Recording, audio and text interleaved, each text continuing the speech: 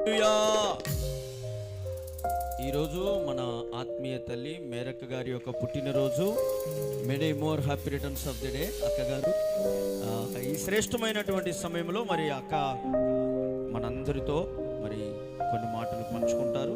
ఈ సమయము అక్కగారికి ఇస్తున్నాం. దేవుని పరిశుద్ధ నామమునకు మహిమ కలుగును గాక. మీకు అందరికీ ప్రభు పేరిట వందనాలు చెల్లిస్తున్నాను.